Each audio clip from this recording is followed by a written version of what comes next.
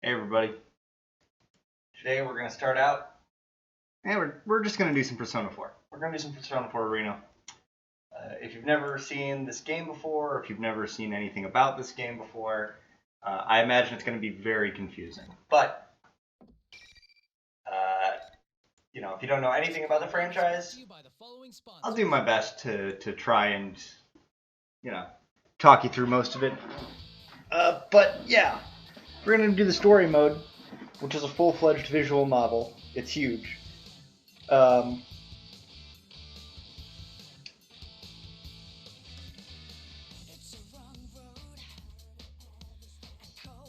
Yeah, and I'm going to be doing the voice acting for all the characters.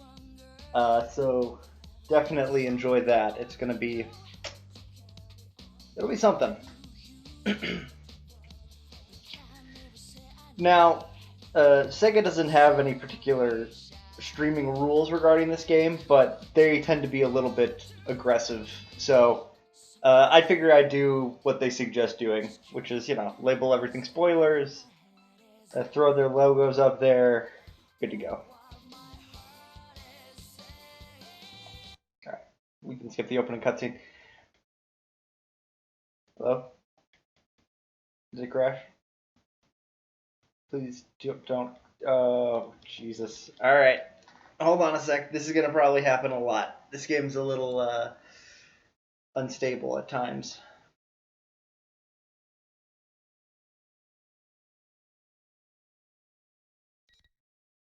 Totally original hardware, though. Don't worry about it. This program is brought to you care of the following Yeah. Go on. Persona 4 Arena.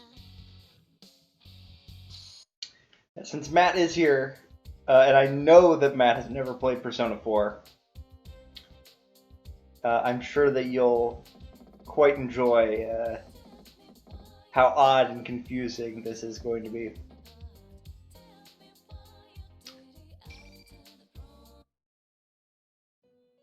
Welcome to the Velvet Room. We're going to start off in the story mode. This place exists between dream and reality, mind and matter. Now then, why don't you? And we'll take it from there.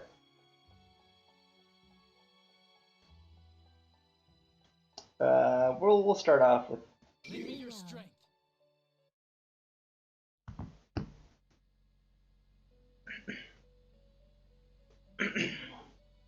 One sec.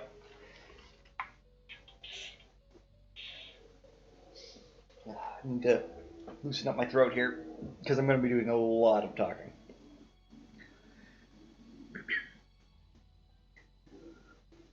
Blue.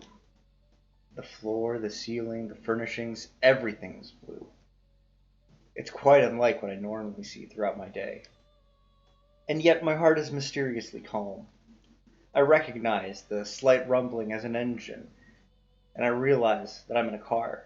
Or rather, someplace else I recognize. Welcome to the Velvet Room. The old man with the bizarre face sitting before me makes an expression that appears to be a smile. Sitting quietly next to the old man is a woman as beautiful and delicate as an ice sculpture. It seems we have a guest with an intriguing destiny. My name is Igor. I am delighted to make your acquaintance. The Velvet Room. Igor. Even though I'm barely conscious, I remember that this is not the first time I've heard those names. I see. This is a dream. This happened in the past. I've been in this room before. If my memory is correct, what he says next is... This place exists between dream and reality, mind and matter. It is a room that only those who are bound by a contract may enter. It may be that such a fate awaits you in the near future. The words I expect to hear fall from the old man's mouth. I'm surprised that I still remember them. Another me. The one not in the dream can't help but smile at that. Now then, why don't you introduce yourself? I remember this, too. When I said my name here, it forged a contract with them.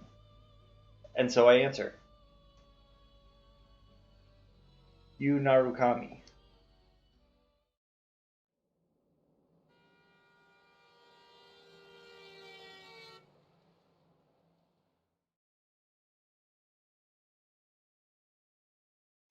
When I open my eyes, the light is so blinding that I have to squint.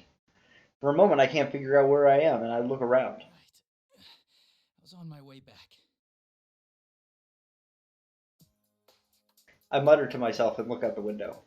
The sky is somewhat cloudy, unfortunately, but the scenery is as peaceful as always. It seems that I fell asleep on the train headed to the countryside, where I spent the last year, in Inaba. Sorry, my controller's getting unplugged. If I recall correctly, when I first came to that town, it was an afternoon just like this. I dozed off in the same way back then as I was summoned to the and was summoned to the Velvet Room. That was when Igor said that misfortunes would befall me, and just as he foretold, I was dragged into an outrageous murder mystery.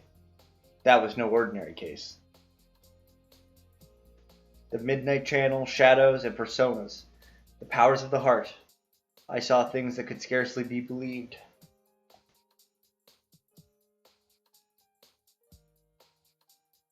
But I made memories there that could never be replaced as well.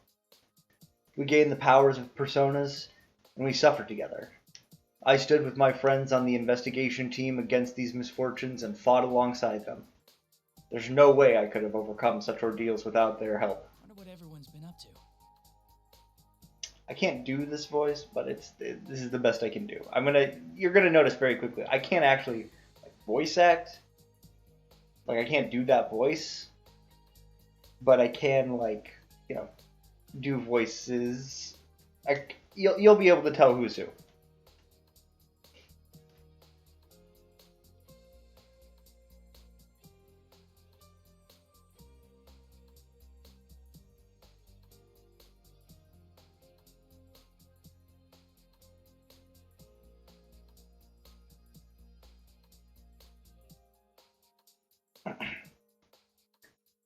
After solving the mystery, it was decided that I would leave Inaba. Around the same time, my parents would be returning from overseas. It's been about 2 months since I last saw them all, as they were saying goodbye to me at the train station. I decided to stay at the Dojima residence during Golden Week so that I could spend the holiday with my friends. Of course, my uncle was happy to hear this, and his only daughter, Nanako, should be glad to see me too. Damn it! I still haven't picked up Yosuke's gift. It was supposed to be something special, after all.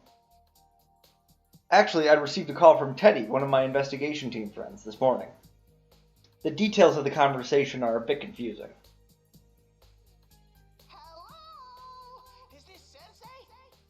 Yeah, what's up? I'm really sorry to bring this up, but I forgot to tell you something very important. I have a special request for the souvenirs I'm sure you'll be bringing your bear's friend. Teddy, I'm pretty sure you're not supposed to tell people what you want them to bring you as souvenirs. I already have souvenirs for everyone, but oh well. Sure enough, Teddy was only asking for some snacks that aren't sold in Inaba, so it wasn't much trouble. Ah, but there was one problem. One more thing. Can I ask you to pick up something for Yosuke too? I was planning on bringing something for everyone anyway, but go ahead. Look at those lip flaps. Cool. Well, Yosuke's been down in the dumps after his mommy burned his favorite nurse. She was what I called scorching hot. Just kidding. A nurse? Ah, come on, Sensei. You know what I'm talking about. His nurse magazine with the chest examinations and the bear behinds. I see.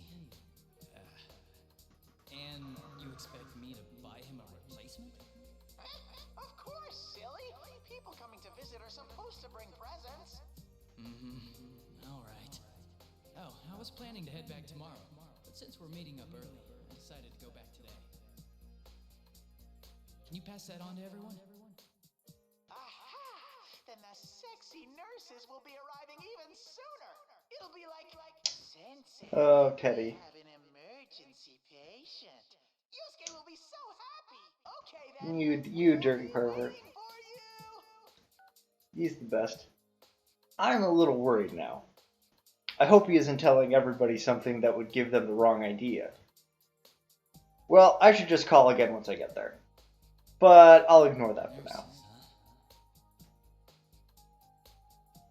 In the end, I wasn't able to pick one up for him. How can I put it?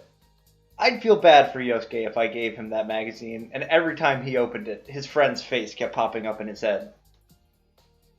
And I have to think Yosuke has his pride too. He doesn't need me buying him this stuff. Then again, this is Yosuke we're talking about. I'm sure he'll understand if I explain my reasoning. Probably. Now pulling into Yaso Inaba. This will be the last stop. Yaso Inaba. Oh, End of the line already. It looks like I had been asleep for a lot longer than I thought. Just as that thought came to me, a certain worry crossed my mind.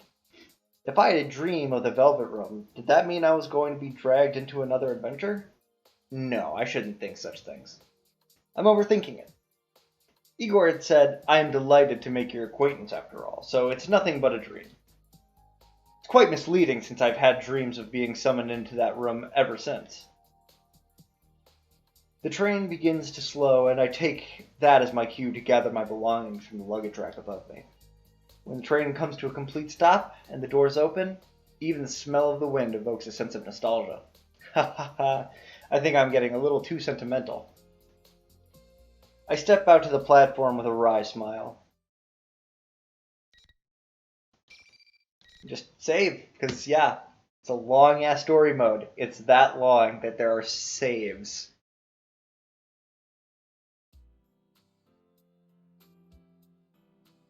I'm standing in front of the train station, but this town's as quiet as it's always been. I realize that the sun has started to set, and the orange sky envelops the world. what should I do? Flap your lips. Today is May 2nd. According to the calendar, the latter half of the holidays will begin tomorrow. I told Dojima-san that I was going to arrive today, but it seems he's been too busy with work to come get me. Roitoro Dojima. He's my uncle. I stayed with him last year. He's a detective with the Inaba police, and he's raising his elementary school-aged daughter Nanako by himself. It seems that he was suddenly contacted by a detective from the Metropolitan Police Department regarding last year's case, and will have to work late. What happened last year was very serious, so that may be why this has come up. He shouldn't have to worry about it.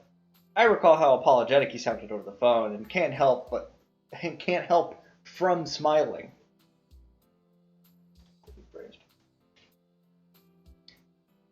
I told him that I knew the way over from the station, but a bag packed with necessities and souvenirs for everyone turns out to be quite a load. Nanako must be waiting for me alone at the house, so I want to get there as soon as possible too.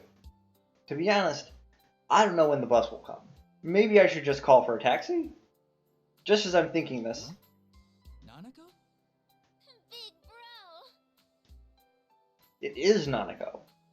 There's no way I'd mistake her. You came to meet me all on your own? Why did she come to the station all by herself? True, the Dojima residence is within walking distance, but it couldn't have been easy for her.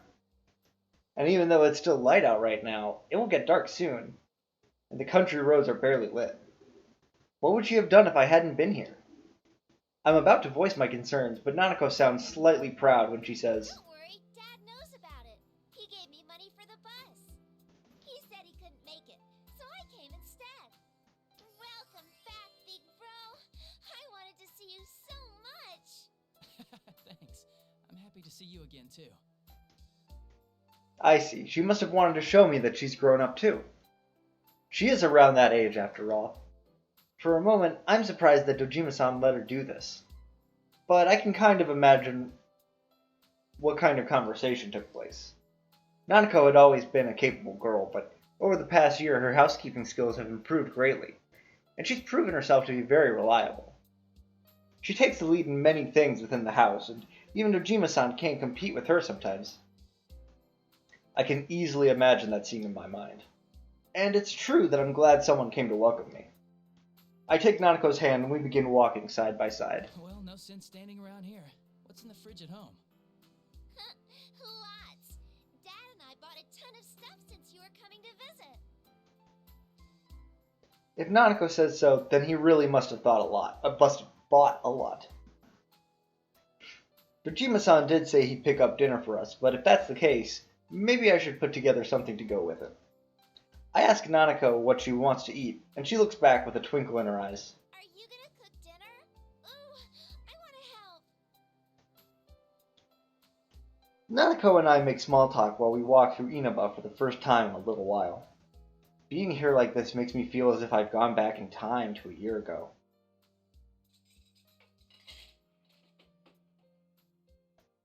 After we get back to the Dojima home, I hurry up and unpack my belongings before heading back into the kitchen.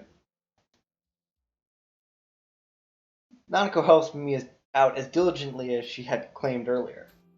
The way she mixes eggs seems more skillful than before. You're such a good girl, Nanako. Good evening. This is the Evening Journal with news for May 2nd. Our top story is on the domestic airline that was hijacked yesterday. The TV in the living room echoes through the house. The TV was on quite often in this house. When I first came to Inaba, Nanako was practically being raised by the television. There had been this odd sense of distance between us around that time. She hadn't started calling me Big Bro, and we didn't cook together like we are now. It's the little things that bring back memories. Right when we were about done making dinner, Dojima-san arrived with some deluxe sushi. Nanako quickly gets up and rushes to the door. She seems so happy when Dojima-san comes home. Dojima-san apologizes about the sudden increase in his workload, and then we all sit at the table and begin eating. Oh, that's cute. Being here like this makes me feel like the 2 months I was gone never happened at all. There's a warm atmosphere, as if I've always been a part of this family, and have lived here with them for my entire life. I thank both of them from deep in my heart, after I give them the souvenirs I'd bought for them. We enjoy chatting with each other as a family.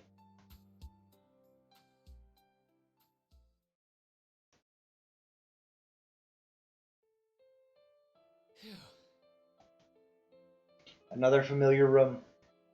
This is the room that was prepared for me on the second floor of the Dojima residence. Nanako fell asleep from all the excitement.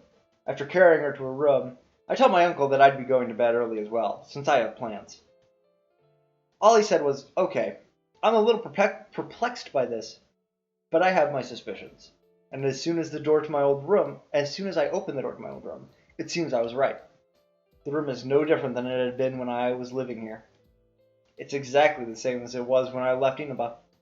I close the door with a feeling of wistfulness. As I sit down on my sofa, thinking about my uncle's thoughtfulness, I sigh from the exhaustion of the long journey. I'll be able to see my friends tomorrow.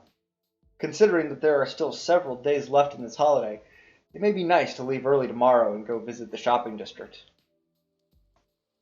It's raining. The time is just before midnight. In mere moments, it will be a new day. Whenever it rains at night, I keep checking the time. While I spent the last year in Inaba, I was always checking for the Midnight Channel, which was a popular urban legend in Inaba. It's a bad habit of mine, even when I'm not here. If you look at turned off TV at midnight on a rainy night, you will see your soulmate. Discovering that this rumor was actually true was the first reason why I became involved in the murder investigation last year. But the person who actually appears on the Midnight Channel isn't your soulmate. It's the next victim.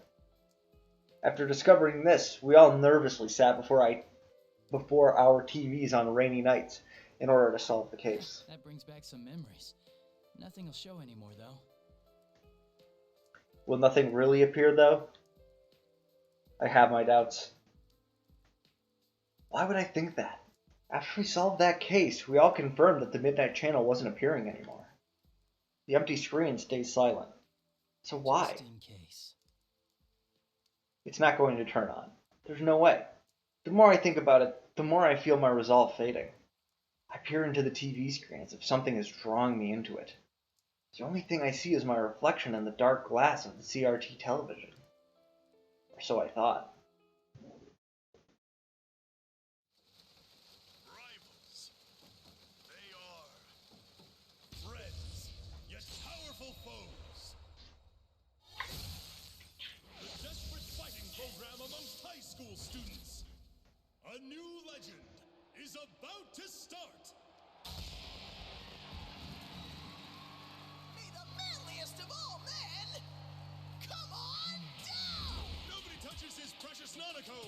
Sister Complex Kingpin of Steel, Yu Narukami! It's only natural. Wage slave in the boonies by day, hero by night. Oh no. Oh no. Oh no. No. This happens all the time. Don't worry, I'll get there right away.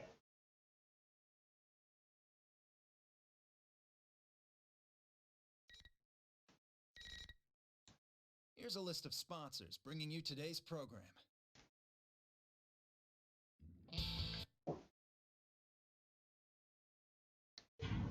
Oh, seriously? Come on.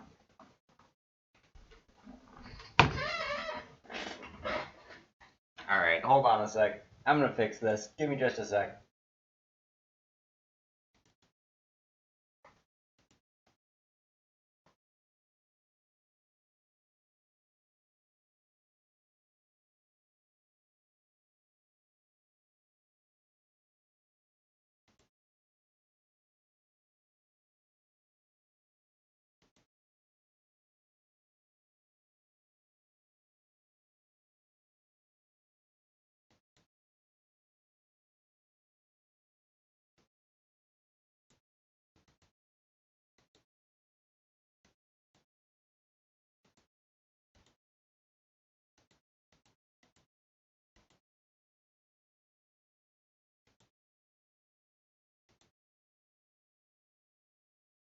Hopefully it'll work now.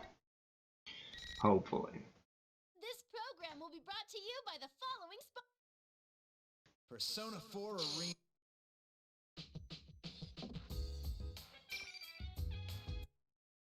But fortunately, there are saves, and you can skip scenes that you've already seen, so it's good.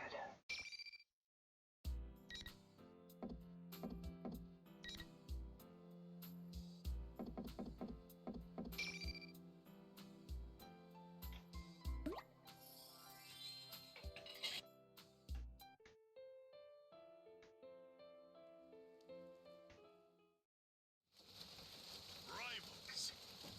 They are friends, yet powerful foes. The desperate fighting program amongst high school students. A new legend is about to start. There we go. Hopefully this will work now. Hopefully this will work. Nobody touches his precious Nanako, the Sister Complex Kingpin of Steel, Yu Narukami! It's only natural. Wage slave in the boonies by day, hero by night, Captain Resentiment, Yosuke Hanamura! Everything that bores me has gotta go. A spunky dragon with deadly legs, the carnivore who's discarded womanhood, Chie Satonaka! You need to eat more meat! Please escort me to the ring, my prince, the unconquerable Snow Black, Yukiko Amagi! I'll finish you in one strike!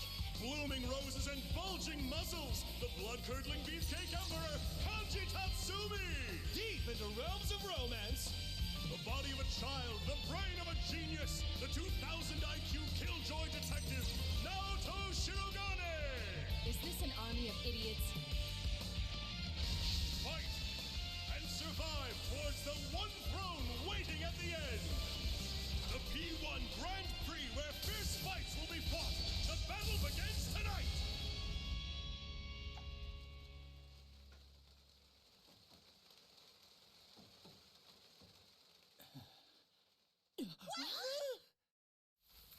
What on earth was that?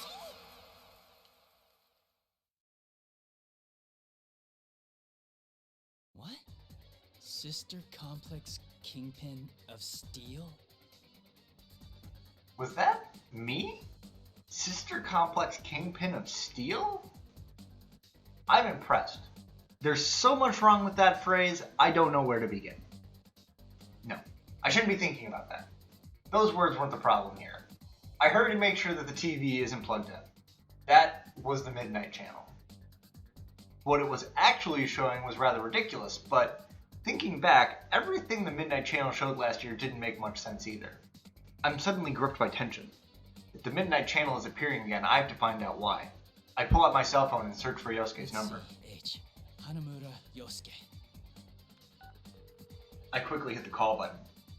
Does everyone know about this? Is everyone aware that the Midnight Channel is still being broadcasted? Do they know that it's showing us? And that we've been given taglines that can only be described as uncharitable? Hello, this is Yosuke. Yosuke? It's nothing. I just freaked out when you called all of a sudden. Yeah, that's it. What's up? Hey, when do you want to meet? I can tell what's going on just by the sound of his voice. Yosuke knows about what's happened on the Midnight Channel just now, and he's trying to hide that from me. Considering that I've been out of Inaba for a while, I bet he's trying to keep me from worrying about it. There's no need for him to be concerned about that. Then again, I can kind of understand how he feels. I am his friend after all. That's not why I was calling. I saw the Midnight Channel. You saw it too, right? Uh-huh. I can easily hear Yosuke panicking on the other side of the phone. He's probably surprised that I saw the Midnight Channel when I shouldn't have even been in Inaba right now. He must be thinking that the Midnight Channel is now appearing on a national TV network.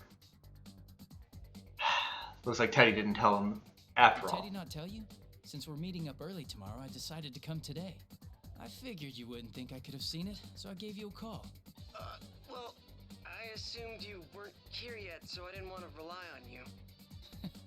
You haven't changed. So how about it? You're not gonna leave this be, are you, Captain Risantama? Why'd you zero in on that part? Did you see how they called you a sister complex kingpin? Mine's not that bad. You think? Oh, I ought to tell you, the program's not the only strange thing lately. Teddy, Rise, and Kanji aren't here either. They disappeared. For a moment, I'm at a loss for words. Not only has the Midnight Channel come back on, we've lost contact with 3 of our friends. I have a bad feeling about this. I can't believe that those 2 things are unrelated. Alright, we should get together tomorrow like we planned. Yeah, at the Jeunesse food court. Welcome back, partner. I'm suddenly reminded that I haven't even greeted Yosuke yet. I finally feel the sense of worry fade a little bit, and I answer with a smile. It's good to be here. No matter what has happened, our friends may be in danger. If that's so, there's only one thing to do. Speaking of things I have to do... Oh, right. Sorry to say, I forgot to pick up your souvenir. A souvenir? Don't even worry about it, man. You sure? I thought you were really looking forward to it. Those nurses... Nurses? I had a feeling he wouldn't get it if I didn't tell him flat out. This is rather hard to bring up, but oh well. Yeah, Teddy asked me to get it for you. He said you were crushed that they got burned. Oh, wait, this is all... I didn't know you were into nurses. Shut up! That's enough! Damn it, you're trying to wind me up, aren't you? Stay home, you jerk. But I'm already here. Well, I'll see you tomorrow. At least it seems like he understands about his souvenir. In any case, the preparations have been made. Tomorrow, I'll meet with everyone to sort through whatever information we have on this situation. If we have to, we'll go back into that world. It'd be best if this was all just our imaginations. Yeah, that's a kind of a thing. Yu is weird. And he's weird in the anime adaptation, too. He's like, they had the option of presenting him as like just like a normal dude, and they opted for he's kind of a pervert. He's got a weird sense of humor.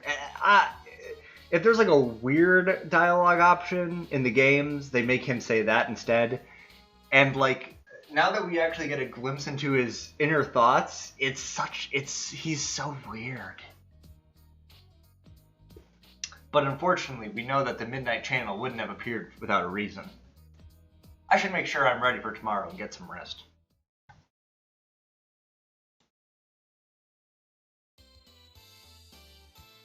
This place is lively as always. I look across the food court on the Jeunesse roof. Oh, sorry, I'm burping. For the first time in a while. Even though there aren't many people in Inaba, this place is exceptionally crowded. Plus, because it's Golden Week as well, I feel it's busier than usual. I happen to run into Yosuke at the elevators. We briefly greet each other. Guys are weird like that. The closer we are, the more simple our interactions when we meet each other face to face. The two of us step out onto the food court. We immediately find Yukiko and Chie. They wave back at us from the bench they're sitting on. Good to see you guys again. Welcome back! We missed you! The guest of honor's finally here! You're looking well. Welcome back. Should we... Oh, he already knows about the Midnight Channel thing. He's actually the one who called me up about it. Oh, I see. This has turned into a pretty thrown-together reunion, hasn't it? But I'm glad you came. We chat some more while we all sit down. Then Yosuke stands up and clears his throat loudly. He's probably been waiting for the right moment to say something. He hasn't mentioned anything to me, but I can easily guess what he's about to say. We all look towards Yosuke. Well, it sucks that we can't hang out more before jumping into another mystery, but to celebrate our partner's return, I hereby reinstate the investigation team in response to the Midnight Channel going back on the air last night. Oh, the team is back! Just hearing that name again gets me all fired up. Yeah, let's do this! I don't think the applause is necessary. Why not? It's been 2 months since we last saw each other after all. Chie and Yukiko start chuckling when I shrug, and though Yosuke seems saddened at that, he still ends up laughing along as well. It's a relief to see that they're the same as always, but because of that, it makes me even more worried about the friends that aren't here right now. We can't start slacking off. We begin to sort through the information that we know about already. Let's get cracking. I mean, this is no laughing matter. No one's heard from Teddy, Kanji, or Rise. Just those three, right? Yeah. Oh, I got a hold of Naoto-kun, but I didn't tell her about this stuff. She told me she couldn't make it today because of her job, so I didn't want to worry her.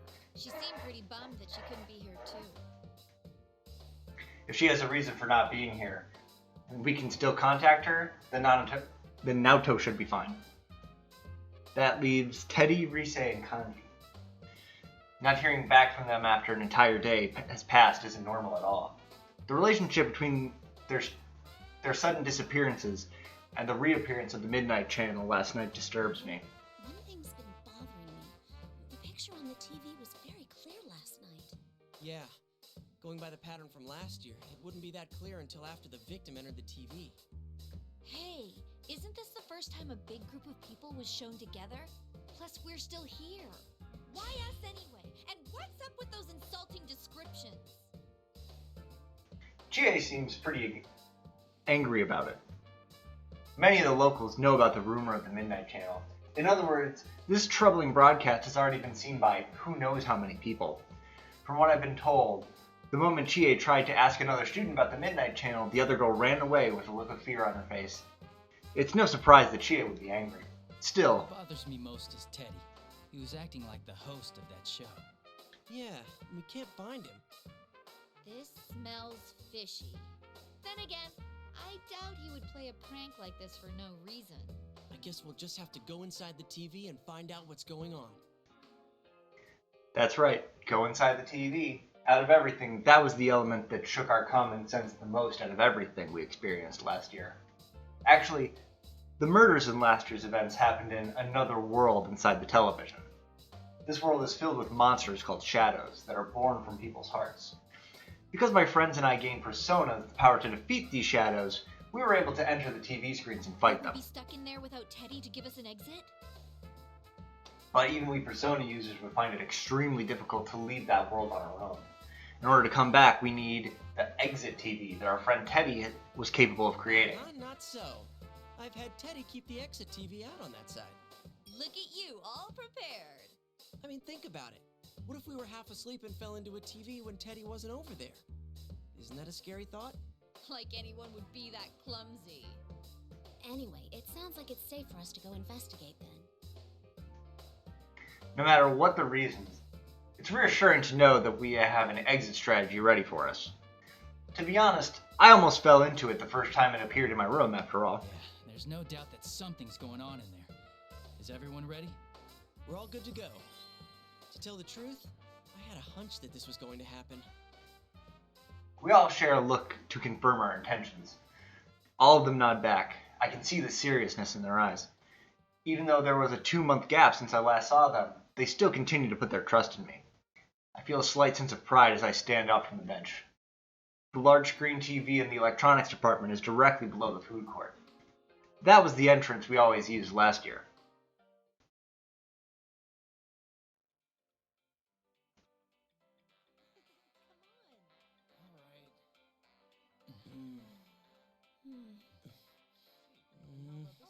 It's a holiday, so the store's full of people.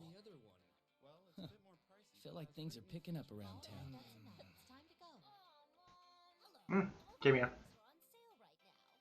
You know, it's been a while since last time. I'm a little nervous.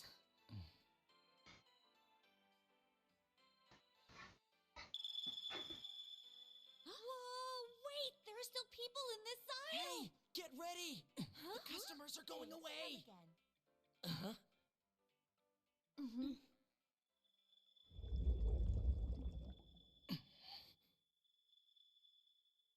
Let's go! Yeah!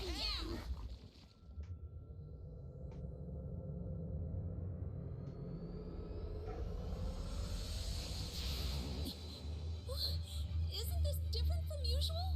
Oh no! What do we do? What can we do? We can't stop now!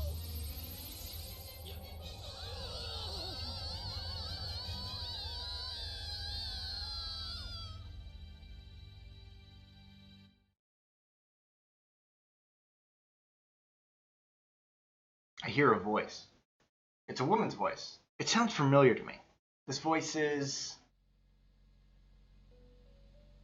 Welcome to the Velvet Room. I don't sense that distinctive floating feeling I usually have when I enter the TV world. When I concentrate, I realize that I must be sitting in a chair. The moment I open my eyes, I see a vibrant blue, the Velvet Room. I visited this place an untold number of times last year, and once more in my dreams yesterday. Never thought I would return to this place. It's not a dream this time? What's going on? Didn't my contract end already? Igor, who usually sits front and center, is nowhere to be seen. The one to greet me is the woman with silver hair, Margaret. Could this be a personal summoning then? That happened a few times last year, too. Margaret smiles as if she senses my suspicions. This room is tied to your fate. Nothing that occurs here is meaningless. Though you reached an end to one journey, you now find yourself here again. This shows that you will once again be faced with a question. A question? And something really is going on? Another mystery has appeared, and we are about to be dragged into it again. Could that be what she means? From here on, what befalls you will upset your status quo. It is true that you've opened the door once already, but all things change. Nothing ever remains the same. What you gained before will change over time as well. You will have to face them once again. Face them? Again? The first thing that Margaret's words stir up in my mind is the sight of my friends' smiling faces. Is that going to change? No, that can't be true. And face them again? That's impossible. Once I wake up and leave this room, I should be with my friends. There's no need to jump to conclusions, but Margaret appears to have anticipated my thoughts and smiles while narrowing her eyes. Show me how you will proceed down the path that awaits beyond the door you've opened.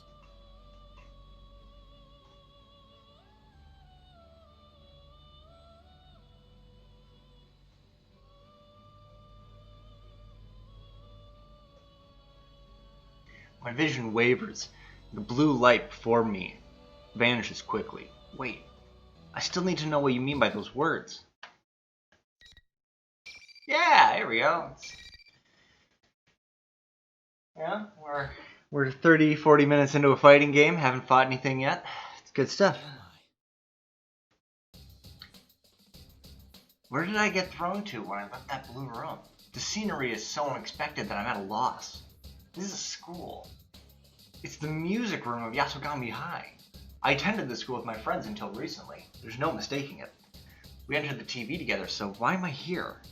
No, that's not right. No, wait. This has to be the TV world. Graffiti on the ground, shoes placed like they're for some kind of ritual.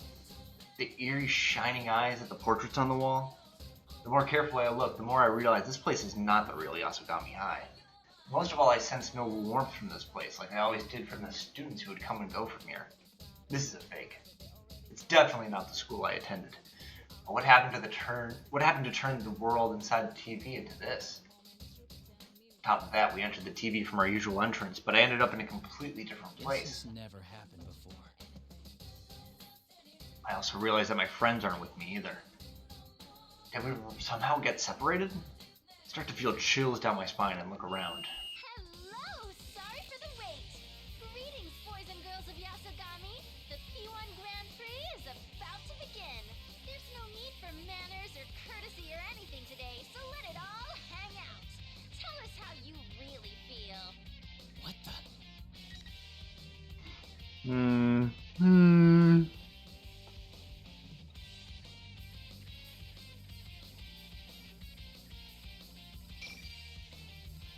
I shout out questions, but she doesn't answer. This is Rise Kujikawa, one of our friends from the investigation team that we couldn't contact. Does she not hear me, or is she choosing not to respond? As I ask myself this, I hear different voices echoing as well. I look around in surprise. These voices, it's not just from one or two people. I see countless students staring at me from the hallways, the entrance, everywhere I turn. May I have your attention, please? I, Rosette, will be your commentator. But first, the General has a few words for you all. What's going on? Why are there so many people inside the TV world? Before I can think of any answers, Rise makes another announcement. And, as if on cue, the monitor in the music room turns on. What appeared on it was Teddy. He was wearing a strange hat and cape, just like he did on the Midnight Channel last night. First Rise and now Teddy? What are they doing?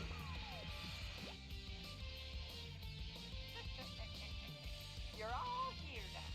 Well then, I'm proud to announce the opening of our very own P1 Grand Prix!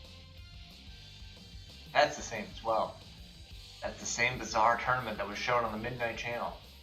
Then, is Teddy the one behind this insanity? We came to look for you and Rise and... Always with the talking, Sensei. It's a big waste of time. Less talk and more fighting. With the next challenger, come on down!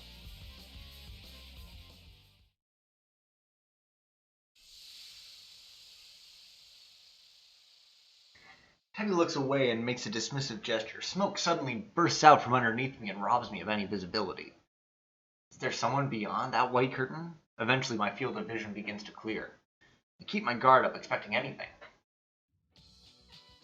But who should appear but Yosuke?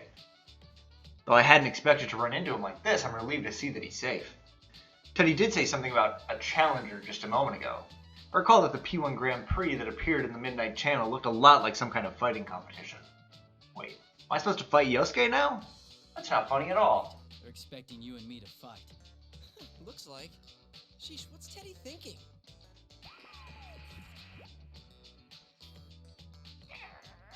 Starting that up already? I won't let you get all buddy-buddy with each other. These battles are fought to the death. Only the victor can proceed. This joke's gone on far enough, Teddy. We're not gonna play along with that. I look over at Yosuke, hoping that he would agree with me. But Yosuke didn't appear interested in what I had to say. Oh, really? I guess you should declare me the winner then. Yosuke? What? You don't plan on fighting, right? That means I win by default. That was not what I was expecting to hear. What's gotten into you, Yosuke? Do you have some reason to be talking like this? I can't figure out what's going on. Yosuke continued to speak in a carefree manner, and said something that I simply couldn't believe. Is that okay with you? I mean, since Nanako-chan's here and all? Nanako's here? Wait, really? You haven't seen her? She's with Teddy. That can't be. I saw Nanako back at the house when I left this morning. Even then, Nanako can't enter the TV world on her own. But she's in this world? I can't believe it for a moment. But what if it is true? Just coming into this world can tire a person out very quickly. On top of that, if someone who can't use a persona comes here, it can sometimes even be fatal. Where is she? Yosuke, where's Nanako? Whoa, what's gotten into you, partner? No need to get hysterical. Why are you so calm about this? You know what happened to her last time she came here.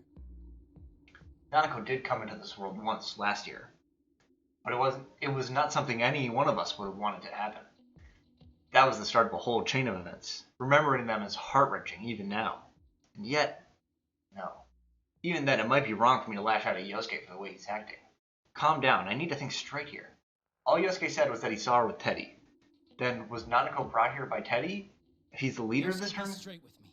Are you sure Nanako's with Teddy? How should I know? If I had to guess, I'd say she's probably still with him. Man, are you alright? Are you that worried about Nanako-chan? It's no wonder people look at you funny, thinking you have a sister complex. The sense of wrongness that I've been feeling this whole time is getting even stronger. True, Yosuke may say some insensitive things, but mostly that's because he reads too much into a situation and becomes outspoken. He's not the type of guy to enjoy making hurtful remarks like this. Yosuke, are you alright? Huh? What are you talking about? I should be the one saying that to you. She's not even your real sister. All that big bro stuff really creeps me out. It was a while ago that I saw her. It's probably too late to save her now. You know how things went last year, after all. Yosuke. He's definitely not the Yosuke I know. Yosuke is my friend. He wouldn't be so callous as that. At least, I thought so up until now. He was the one who had to face the pain of losing someone he cared about when the murders first started last year. I can't hate him for accidentally mentioning someone who was dead. But the way he was acting, he's doing this on purpose. I silently draw my sword and face Yosuke. Draw your weapon. You'll get your fight. What? Dude, what are you saying? You told me you let me win by default. To be honest, I was thinking that this Yosuke before me was some kind of fake. I even wondered if something had happened to him. Yosuke's shadow had appeared again in this world. But this wrongness that I keep sensing is nothing like that. This probably is the real Yosuke. And the strangeness I feel is because the words that are really coming from out of his mouth. And the strangeness I feel is because these words really are coming out of the mouth of someone I never thought would say them. If so, I don't know then... if you're being controlled or if there's something else going on here. Either way, you must understand the best way to resolve the situation. There's no way to tell if what I'm saying is getting through to him at all. But if I want to figure out what's going on, I'll just have to fall for this trap once. Sorry, but I'm gonna go all out. No hard feelings. Huh? All that talk and you're gonna fight against your partner after all? Well, whatever. Let's hurry up and get this started. Yeah, let's play some Pokemon.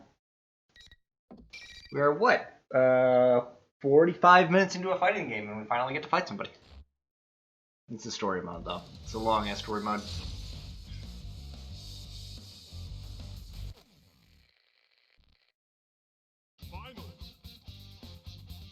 Here comes Yosuke!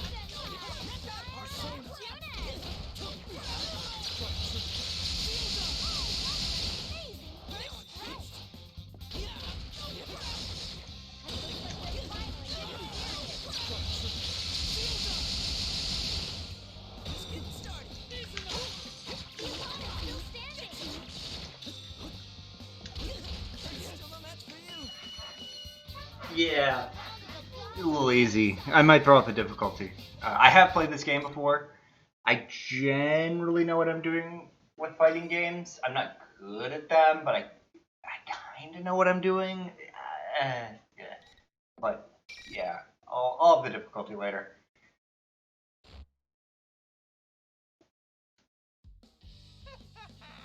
Amazing, Sensei! Keep that up and zoom on ahead! Ahead? You're gonna continue with this? Teddy, about Nanako. I don't want to spoil the surprise. If you want to find out, you'll have to get to me. And I can't say why, but I think you should hurry. The monitor shuts off. I still haven't learned anything about Nanako, but he did seem to have been expecting me to ask about her. I don't want to think about it, but Nanako really may be here. The moment the monitor turned off, the students began to leave, like waves in the receding tide. No, they didn't look like students anymore. Something inhuman, just taking the shape of students. I was too focused on the fight to notice, but it seems their true forms were coming through. They look like silhouettes. Maybe shadows? Even so, I don't sense any hostility from them. Well, if they're not a threat, and they're going away, there's no need to chase after them. Besides, there's something more important to do right now. Yosuke, are you alright? I walk towards where Yosuke lies collapsed on the ground and give him my hand to help him up. Oh, couldn't you hold back a little? I seriously thought you were gonna kill me. The same went for you. I wouldn't have stood a chance if I held back on you. I might have stood a chance. You kind of suck, Yosuke.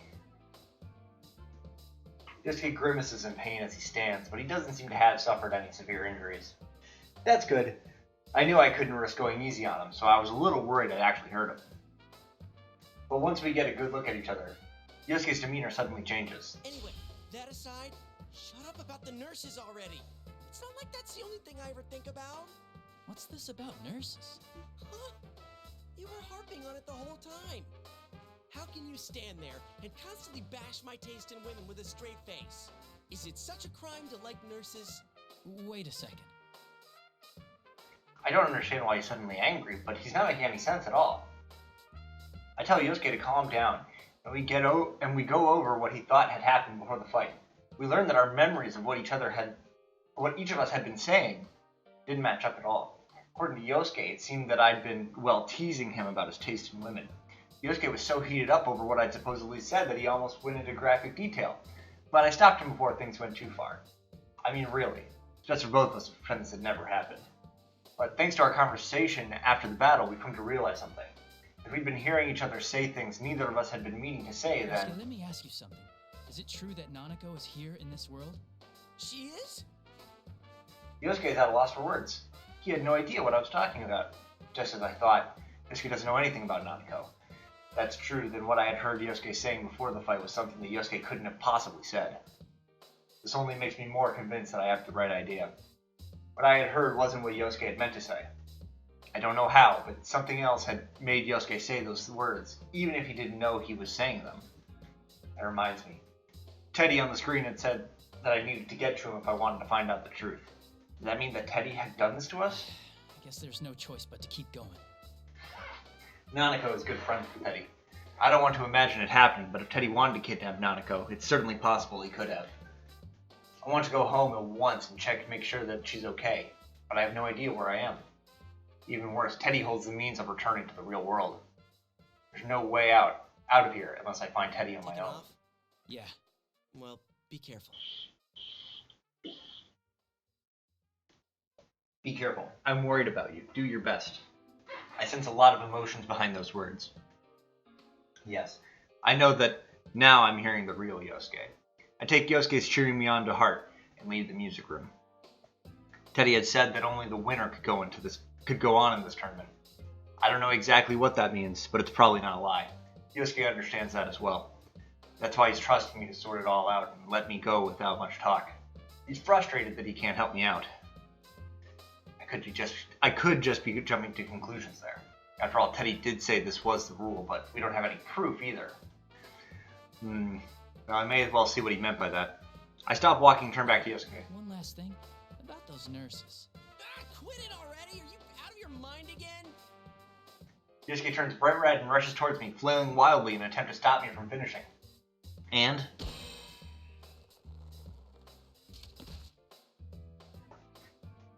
there's a painful sounding noise as he runs into something invisible and slowly slides to the floor. What is this?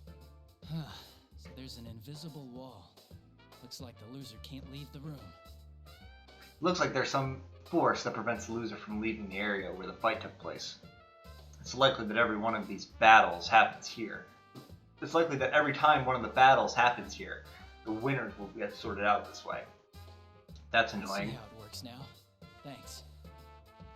If Teddy really has kidnapped Nanako, there's no time to lose. Don't use me as your guinea pig. Wait, that's it?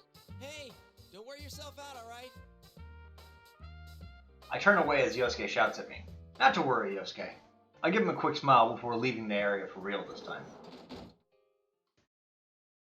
At that moment, I feel a wave of disorientation crash over me. I'm surprised by what's happening. I'm surprised that this is happening without warning, but it's not a threat. After all, I know this feeling all too well.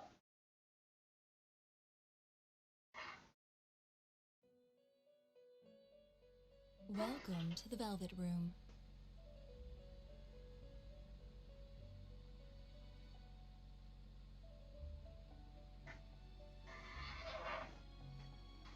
I had been leaving the music room, but now I'm sitting in the Velvet Room for some reason. Margaret greets me with her usual smile. This room truly is mysterious. But why would she summon me like this? Margaret sees my suspicious expression and speaks up. Things have only just begun, and yet you already seem tired. The misfortune that has befallen you can be thought of as a sort of trial. A trial? I want to know the details behind her words, but I know that she won't answer me even if I ask. The inhabitants of the Velvet Room never reveal everything. That's because they can only watch over the choices their guests make. Margaret's smile broadens when she sees that I don't intend to ask her anything. Indeed. I am an observer on your journey. I would do nothing so thoughtless as to force you to make choices. Literally use path in the story is the only one that presents this many choices. It's the most choices. You do not need such provocations. I already know that you shine brilliantly enough. This shine she speaks of, could it be about my ability to use personas? Yes, that is part of your brilliance. Personas are masks of resolution, strengthened by controlling one's heart, by forming bonds. You understand this well, don't you? Yeah, that's how we all fought up till now. Yes, indeed. But one's heart is intangible. It cannot be seen and cannot be felt. When polished, it releases a strong light unlike anything else. But it can also be clouded by trivial things. You truly are strong. I find that very appealing about you. But you should remember that not everyone is as strong as you.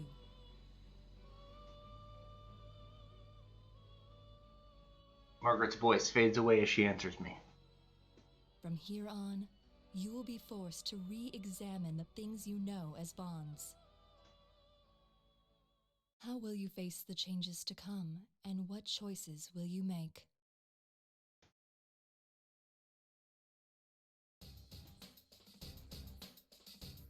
When I open my eyes again, I'm in the school's hallway. I turn around and see the door to the music room close behind me. Was I only summoned to the Velvet Room in spirit? There's no way for me to figure out what just happened, but I think back on what Margaret had told me. Changes, huh?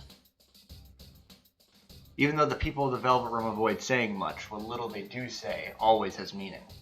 Well, it's true that Margaret has said that some strange things while I've known her, but she's never said anything meaningless while on duty. Duty. I would assume that this would be the case now. I may have to keep her words to heart. Yeah, let's place another bookmark, sure, whatever.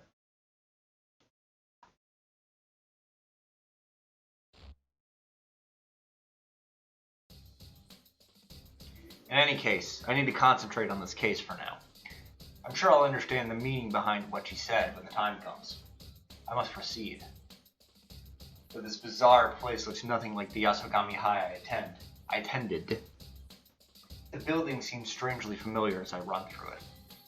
Teddy had appeared on the monitor in the music room. From the looks of things, he appeared to be behind what was happening. But I had heard Risei's voice over the school's PA system before my fight with Yosuke. If this school works anything like a real one, I can make a good guess as to where Teddy and Risei are. It might be the announcement room. But of course, things aren't that easy. Those invisible walls keep getting in my way wherever I go. It seems that some of these walls don't let anybody through, no matter if they won or lost their fights. Every single time I run into one, I'm forced to take another path. It's like my route is already set for I me. feel like I'm being led somewhere. I stop for a moment in the hallway out of the practice building and mutter to myself while I take a look around. Where are they trying to lead me? At that moment, Hey, you there! You're one of them participants in that Grand Prix thing, right? a voice that I don't recognize at all breaks me from my reverie? I don't know words good. I instinctively jump back and draw my sword in surprise. Whoa, whoa, whoa! What's the big idea? You could poke someone's eye out swinging that thing around. I turn and see a girl that I've never seen before. Was she part of that crowd? No, she looks like a real person. She was caught by surprise when I suddenly pointed my weapon at her. Although she flinches, her words don't lose any of their intensity. How bold of her. It may seem like an odd thing to say, but it's what suddenly crosses my mind. But this girl doesn't seem to have any intention of attacking me. I sheathe my sword, but remain cautious. Sorry, I didn't mean to startle you. Sorry ain't gonna cut it. What were you gonna do if you hurt one of the students here, huh? You can't go pulling that stuff without student council approval. Oh, Brooklyn accent. Classic. Alright, the jig is up. I'm putting the kibosh on this tournament right now. Hey, wait, hold on a second. I'm not in this because I want to be. I'm trying to stop the tournament. I'm trying to act non-threatening, but the girl continues to glare at me. Who in the world is this girl? She's wearing the Yasogami High uniform. She said something about the student council, but I don't recognize her. You don't encounter people here in this world that often. The person is here, they're either a persona user or a... Why are you here, by the way? Wait, did you fall inside a TV? That's right. I might have put it a little differently, but if she can't enter a TV herself, the only possibility is that someone threw her in here. That was what was happening in the murders from last year. All inside a TV. What kind of nonsense is that? She's not aware of it. But if she was a persona user, I don't see why she'd hide that fact. If she was trying to keep that from me, then she wouldn't have come to talk to me like this. Then does that mean she is a victim after all? I carefully choose my words to avoid provoking the girl, and introduce myself. I'm Yu Narukami. I was a second year at Yasogami High until last year. Huh? Last year? But that uniform. Oh no, this is kind of my usual equipment when I'm in the TV world. Equipment? Never mind. Forget it. Well, if you were only around till last year, I ain't gonna blame you for not knowing. I'm the new student council president. Nice meeting you. The student council president? If I'm remembering correctly, the student council elections should have taken place just before the holidays. I have no knowledge of who won any of those elections since I'd left Inaba before they took place. That reminds me, I didn't have any friends on the student council last year either. This girl may very well have been the president. No reason not to believe her. It's your turn to spill. You said you ain't in the tournament because you want to be. Then what are you doing here? And what's this tournament about in the first place? I feel that if I don't explain things very clearly to her, it will only provoke her further. But trying to tell her everything about what's going on here will only confuse her. I leave out the fact that this place is inside a television and tell her about the other things that are going on. First, I tell her about Teddy, that a friend of mine is likely the one who set this tournament up. Second, that I encountered some of my friends who were dragged into this as well, but they were acting strangely. And third, that my cousin, Nanako, still in elementary school, may have been dragged into this mess. The girl calling herself the student council president seems skeptical while I talk, but eventually she sighs. So if I got this right, you didn't start this, but your friend did. Well, you don't seem like you're lying. It seems that she somehow grasped the gist of what I was trying to say. I thank her out of politeness, but she laughs and asks why I'm thanking her. There's still one more difficult task left at hand. How do I make her understand that all this is within another world, one accessed by going through a TV screen? She still appears to be energetic, but that doesn't change the fact that she's in danger. I have to get her out of this world, no matter what. Hey, that sounded like it came from the gym. I ought to tell you to go home, but I get that you're worried about your sis. Come on, let's go check it out. We both start running at the same time.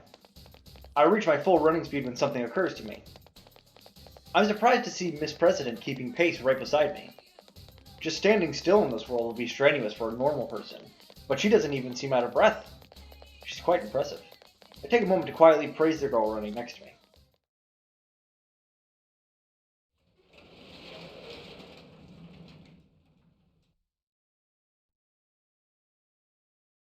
We burst into the gym where all the noise came from, but there's no one here. Instead, we see huge piles of stacked chairs. They're twisted and intertwined everywhere on the open floor of the gym, forming huge towers that reach almost to the ceiling. What is this? The girl stares up at the chairs, seemingly dumbfounded. Suddenly, the monitor in the gym flickers to life. And as I expected, Teddy appears, again in that costume. Oh, are you on a hot date, Sensei? Well, that's fine with me, of course. But shouldn't you keep your mind on the fighting? Whoa, you look so mortified. That's the face I was hoping to see. He's not saying anything completely straight, but he's obviously hinting that he knows I'm worried about Nanako. I know that saving Nanako is important, but I can't leave Miss President here alone and abandon her to this world either. Still, I feel Teddy's words causing me to doubt myself. And Miss President raises her voice. Hey, you! You're the ringleader of this mess, aren't you? What's the idea? Raising a ruckus like this without running it by the student council? Pack it in and clean all this up already. She speaks fast and clearly as she had when I first met her.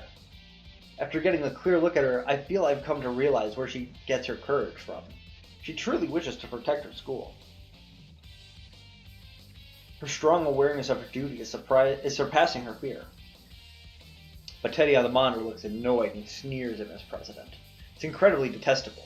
I can't believe that Teddy can even make such a malicious expression. What's that tiny thing? I'm in the middle of an important conversation with Sensei. A yappy little mutt like you should be muzzled and sit in the corner. Sit, puppy, sit! He has absolutely no intention of dealing with her seriously. Miss President turns bright red in humiliation from being brushed off like that. This is enough. I take a step forward and put myself between the monitor and Miss President. Leave this to me. Miss President's lips are trembling. She must be angry that there's nothing she can do herself. I don't want to let those feelings continue, so I turn to face the Teddy on the monitor. It's pretty harsh, Teddy. Hard to believe a womanizer like you would say such things. What's so attractive about a shameless liar like her? Liar? You know something about her? The way he said that makes it sound as if there's some history between the two of them. But as usual, he doesn't bother to give any details about his answer. Sensei, your opponent's getting tired of waiting for you. With the next challenger, come on down! After that line, another cloud of smoke rises from the floor. But this time, it is Yukiko who appears. Oh, thank goodness you're safe. What's the matter? It's nothing. Are you alright? Has anything odd happened to you? Odd? No, I don't think so. Yukiko seems alarmed to see me in a defensive posture. I feel my shoulders relax in relief as I shift my weight to stand normally. It seems that she hasn't been affected like Yosuke had. I didn't think I'd been that tense though. Now that's the Yukiko I remember. She's as sharp as always, exactly when we need her. If she's not being confused, then I can immediately ask her for help. I try to explain what I need from her. Nanako might be in here. I'm heading to the announcement room where Teddy is. I need you to protect this girl for me. She might be a victim of all this. I motion towards Miss President standing next to me. Yukiko looks at me in surprise. I don't blame her though. But what Yukiko said next was even more surprising. Why do I have to do that? It's not like I know her or anything. I'm not going to help her because I don't know her? Is that really what she's saying? I can understand that she might be cautious when meeting someone for the first time, but would Yukiko really think that way? It's got to be the same as with Yosuke. The same uncanny sense of wrongness is coming back to me when I hear Yukiko speak. Yukiko, not you too. Calm down and listen to me. Can you understand what I'm saying? Huh? What are you saying all of a sudden? I can hear you clearly. What did you mean by you too? When I try to question her, Yukiko's expression returns to normal. I can't tell anymore. She doesn't look like she's being controlled by someone. Am I overthinking this too much? At the very least, she doesn't seem enthusiastic about this P1 Grand Prix. This is probably a trick the enemy is playing on us. They're trying to get us to fight each other. I'll say it one more time, Yukiko. I'd like you to protect this girl for me. Sorry, but I don't know how to put this. It just feels like you're being really selfish. You always help people who have nothing to do with you, and I admire that. does that leave us? It's always your friends who get put in danger because of your self-centeredness. I'm used to hearing her voice, but her words are scathing. I'm convinced now. There's no obvious change in her attitude like there had been with Yosuke, but something must be warping Yukiko's words too. Her words may seem like a sound argument, but she means something else. I don't care if someone who isn't related to me gets hurt. That's definitely not something Yukiko would say. The real Yukiko would never say something that disrespects the value of a life that way. Don't be deluded. Whatever happened to Yosuke is happening to Yukiko too. I don't understand the details, but Yukiko hasn't had a complete change of heart. What the? Yuka? When I draw my sword, Miss President quickly tries to stop me. But I can't answer her right now. If a battle will clear up this pointless misunderstanding between us, then the time to fight is now. Ooh, now that's our senpai. You'll show no mercy, not even to a girl if it's for your own goals. You're a real bastard with a sister complex. Keep it up and bring 'em all down. I ignore the taunts being delivered in Risei's voice. Even if our words aren't getting through to each other and we have to fight without understanding what's going on, we'll come to an understanding later. I have to believe. With myself and my friends. I hold my sword to the side to protect Miss President, who's standing behind me. But you need to stay back. Whatever you see here, try to stay calm. Promise me you won't run away. What happens next will probably surprise her greatly, but I doubt Miss President will run away. She's already shown me how strong her determination is. I glance at her over my shoulder. Although she looks worried, she still gives a slight nod of agreement. Now, time to do this. I must end this as quickly as possible. Persona. I concentrate all my senses to summon my strength of heart, my persona, Izanagi. If I allow myself to go easy on Yukiko, she will surely defeat me. Yukiko smiles faintly and takes her battle stance. She resisted the idea of protecting Miss President, but seems to have no qualms whatsoever about fighting me.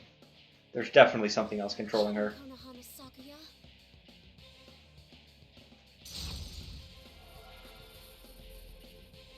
Yukiko's black hair forms graceful arcs in the air as her persona, Kanohana Sakuya, rises behind her. That's right, the usual Yukiko should have a beautiful heart like this. Wait for me. I will save you! Yes, place bookmark. Second fight, hour and 15 minutes in.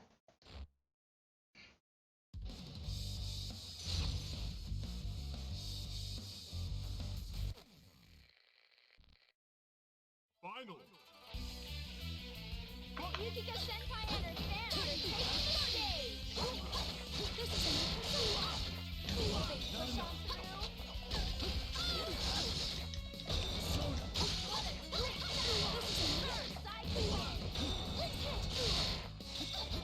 Looks like they're finally on a roll! Both sides just waiting for an opportunity.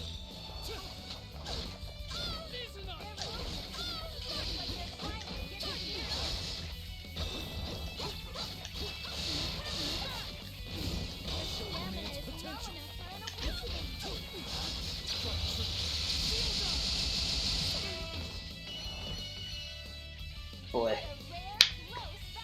That was bad. I did bad, but I'm always bad against Yukiko. Bookmark.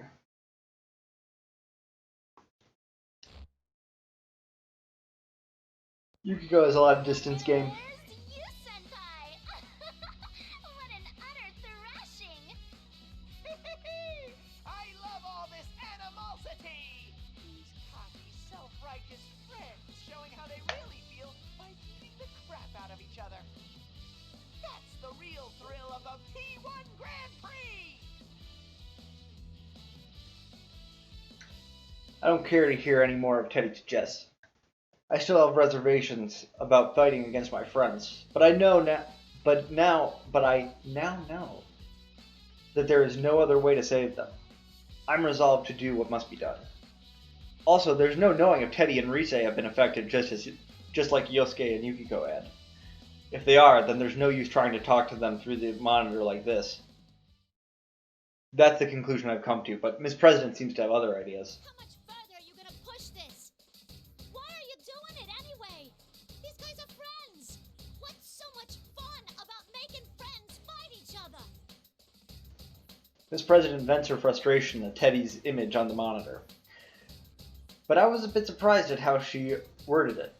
She seemed more upset that he was making friends fight each other, not why he had dragged the entire school into this mess. We've only just met, but she clearly sympathizes with us and understands the pain we're going through. I'm embarrassed but proud at the same time.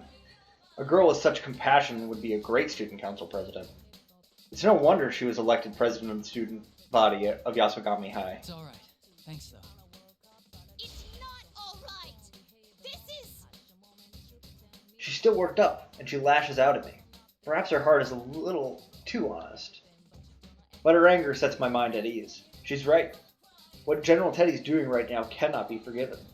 I glare at the monitor. Sorry, but you're not getting your wish. What? Did you think this would be all it took to break us apart? That it would make us hate each other? Sorry to say, but that's a huge mistake on your part. I believe in my friends. They'll never get taken in like that. You're so stupid. What kind of sensei are you? I'm warning you now. If you really are Teddy, then we'll get you back to normal no matter what it takes. Even if it costs us our lives. But if you're an imposter, hiding behind Teddy's face, I will make you pay for toying with us.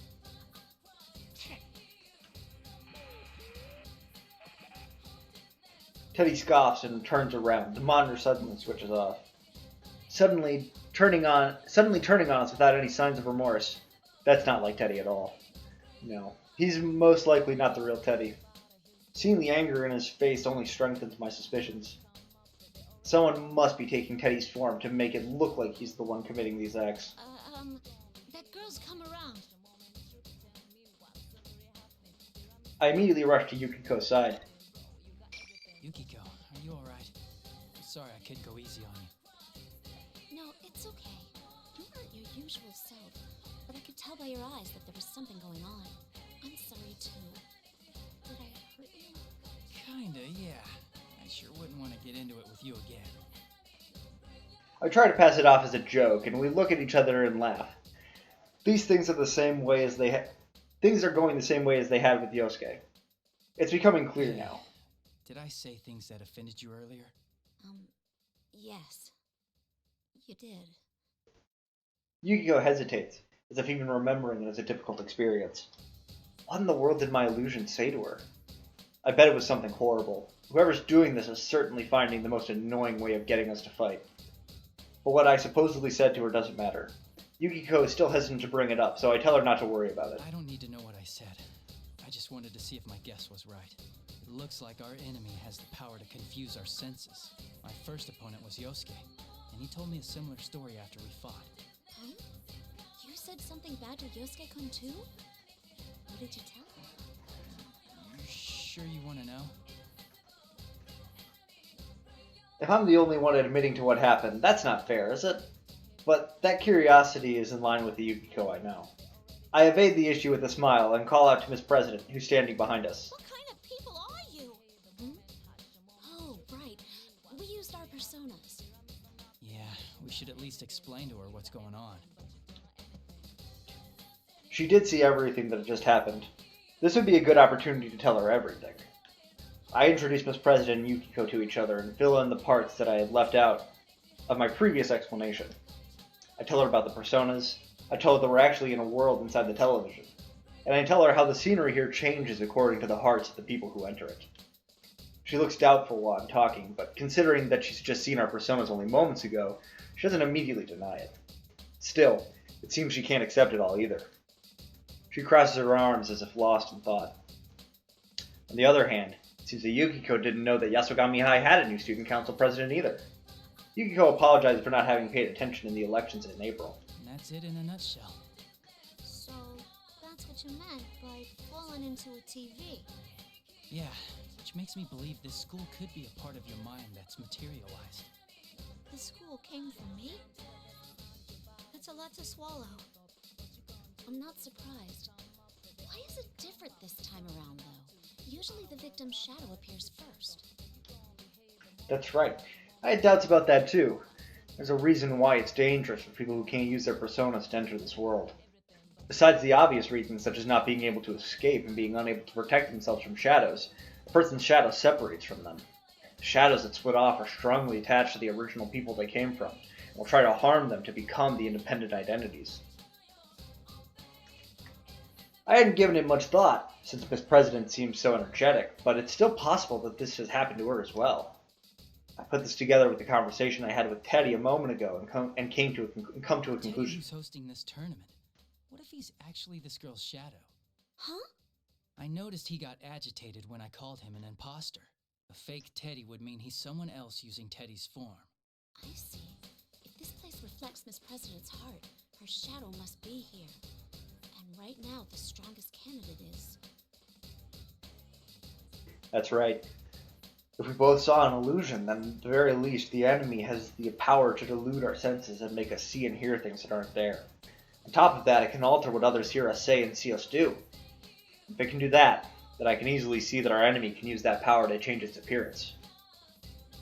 That means it could be impersonating Teddy and leading this tournament. That still leaves the question as to why it would take on the appearance of someone it doesn't know. I've seen shadows in the past that took on bizarre appearances, but this is the first time I've seen one impersonate an existing person. Does this shadow have some kind of objective? When I come to my senses, I see that Miss President has turned pale and is staring down at the ground. All this talk of shadows in another world doesn't seem to be reaching her, but she seems to be troubled at the thought that she might be causing all this trouble. Don't use trouble twice in the same sentence. I'm about to tell her that the actions of her shadow aren't her fault, but Miss President rises to her feet. I'm gonna check out the announcement room. That General Teddy's behind the whole shebang, right? And if he came from me, then I gotta own up to the responsibility. As student body president, I can't let this go. Wait, you're being reckless. We'll take care of the shadow. You need to... What? Get out of this TV world? And how am I supposed to do that? Go on. Show me the door. Well... Her eyes filled with the fires of determination, just as they had when I first met her. Her sense of responsibility and her awareness of her duty say that she will never back down. President's in the announcement room, and you're gonna go save her, right? I might not be as strong as the two of you, but I'm no slouch in a fight. Wouldn't it be better if we went together? No, don't you understand? This world is... I know it's dangerous, but there's gotta be something only I can do to help. Hell, that aside, I can't leave after causing so much trouble. Making friends fight each other. I'm going on ahead. You don't want to waste time arguing, yeah? Miss President declares this in a voice that brooks no argument. Takes off running. Yikes. I wasn't expecting her to behave rashly like this. I remember how fast she can run. I'm going to go after her. I need to go at once, or I'll lose her. Please, you have to go after her. Yukiko sees me hesitate and knows exactly what to say. She's right. There's so much we don't understand, but there's no way the investigation team can let a victim run off to die. Yukiko ignores the fact that I'd be leaving her alone and tells me to follow a girl whom she's only just met. This is the exact opposite of the behavior she'd been displaying before the fight. Now that is the Yukiko Amagi I know. I'm ashamed that I had even slightly let myself be confused by the way I had heard her speak before. I answer her. I believe in you. Yukiko nods to me and I turn and begin running as fast as I can. I have to rely on the faint echoes of footsteps ahead to pursue Miss President through the school. I can't use my memories of the school in order to navigate because the invisible walls are everywhere. The announcement room is upstairs. That obviously limits the path she can take. I will catch up with her no matter what.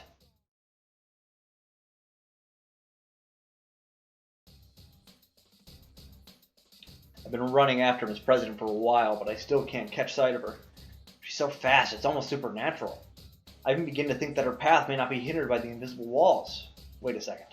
Now that I think about it, she's not a participant in the P1 Grand Prix. She didn't appear in the introduction video, and even though she'd been here when I faced off with Yukiko, she wasn't affected by the rules. She could be able to walk through these. Could she be able to walk through these walls? If so, then catching up to her will be quite difficult. Just as I'm thinking this, suddenly, a blue door appears in my path. I've seen this before. This is the entrance to the Velvet Room. I don't have time to deal with this, or so I think. But when I consider the timing of its appearance, I can't help but feel there must be a reason for it. I make up my mind and reach for the door. As I walk through the door, I feel a slight sense of lightheadedness. Close my eyes reflexively. When I open my eyes, I'm seated in my usual position, and Margaret is smiling quietly at me, as if nothing is different. When she sees that I've noticed her, she speaks as if aware of my impatience. You seem flustered, but time has no meaning here. Margaret politely points this out, knowing that I'm in a hurry. Time is meaningless, huh? Sorry, one second.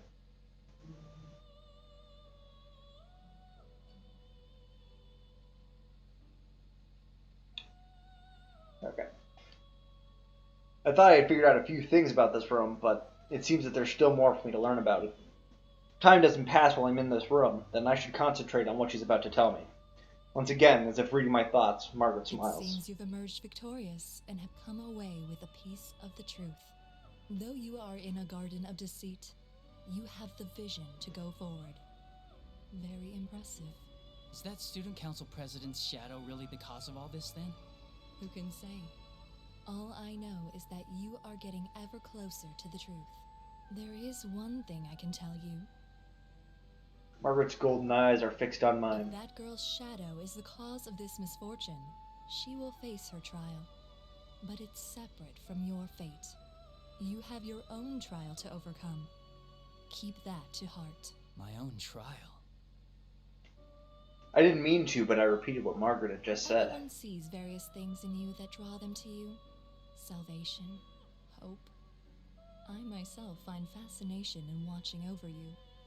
Fate may not be the author of your trials, but you are destined to be tested. Margaret smiles mischievously and nods towards me. Another slight feeling of lightheadedness passes, and I return to the otherworldly school. The blue door is nowhere to be found, as if it had never been there to begin with. I look up. I still don't understand what my own trial is supposed to be, but for some reason, my mind has cleared up a bit.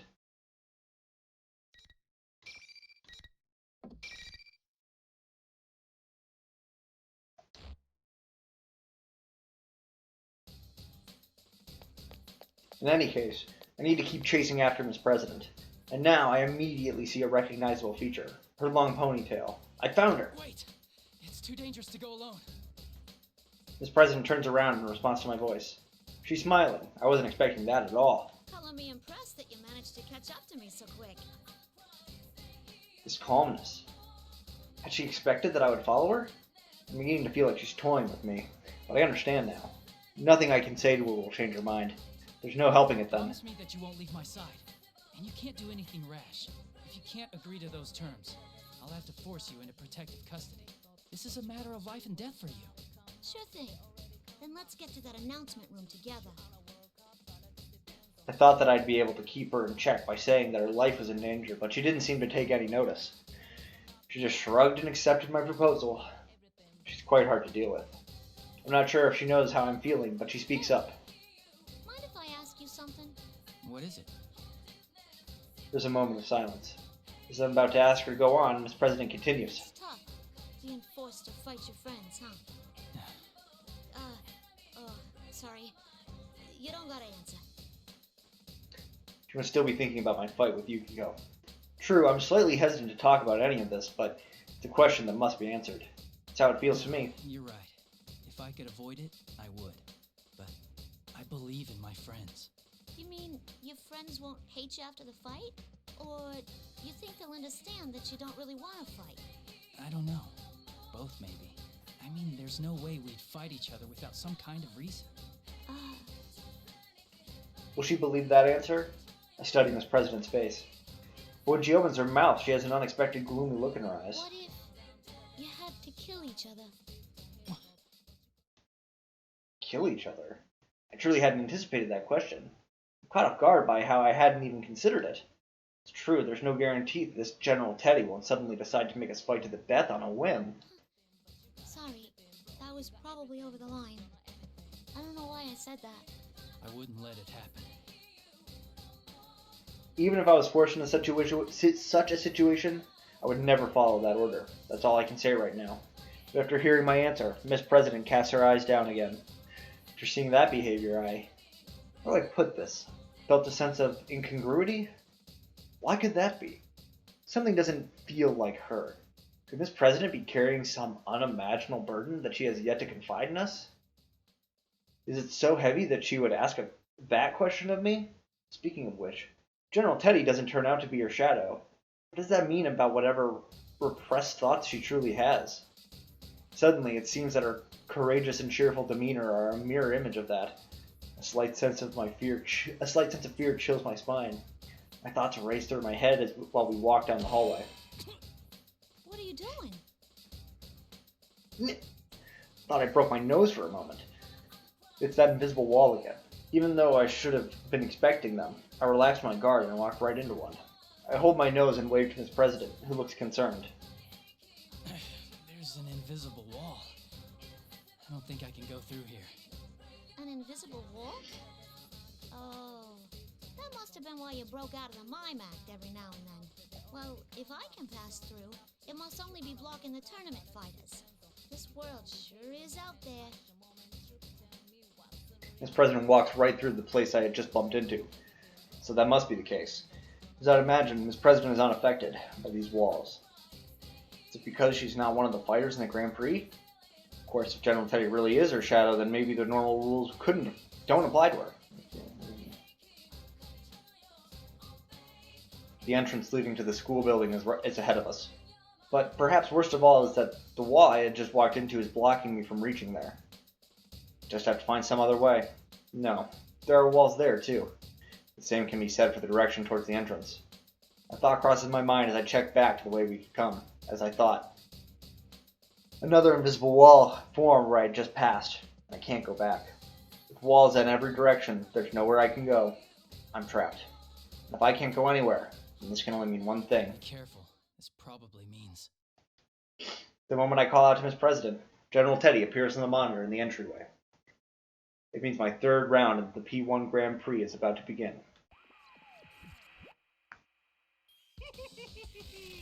Is your snout okay, Sensei? Jeez, you're such a klutz. You're still using that form? It's getting old. Why don't you just show your true self? Boy, you got peevish. I don't have any idea what you're talking about. I was intentionally trying to rile him up, but he wasn't falling for it. Looks like I'm not going to get him to reveal anything that way. I quickly changed tactics. Okay, so who's my next opponent? Ooh, now you're getting into the spirit of things. Let me guess, you're starting to enjoy beating up your friends? Okay, with the next challenger, come on down!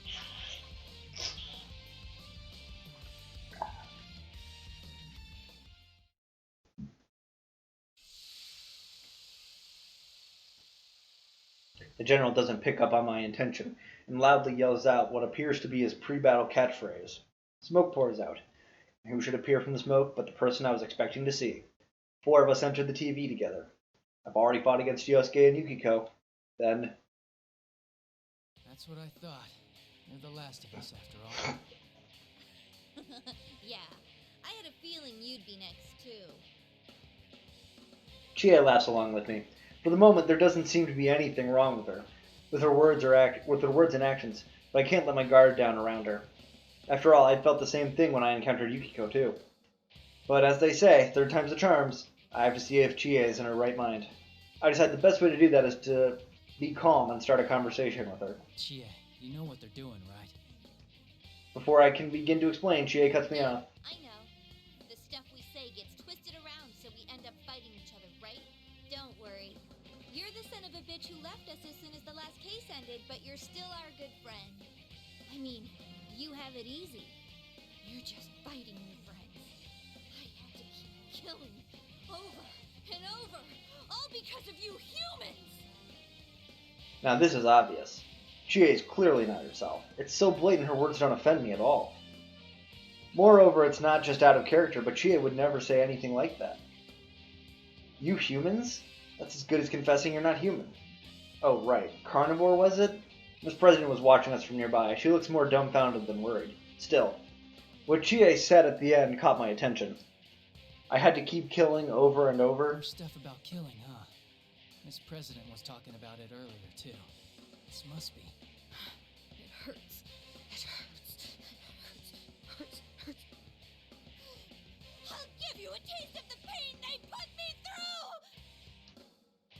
She's not even trying to sound like Chie anymore. I can't even begin to understand what she's talking about. But if a shadow is intentionally making people say these things, what does this mean about Miss President? Killing each other? All because of humans? What kind of secret past could the new student council president of Yasogami High be harboring? No, now's not the time for this. I'll have to look into this after we've cleared up all the confusion between us. Do this, Chie. I ignore her words and draw my sword. Immediately, Rise's voice echoes through the area, as if she was waiting for us. Well, round 3 of the P1 Grand Prix already. Word on the street is that the carnivore may have a slight advantage.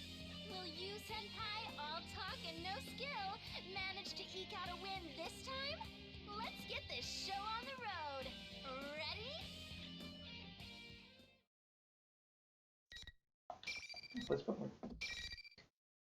Woo!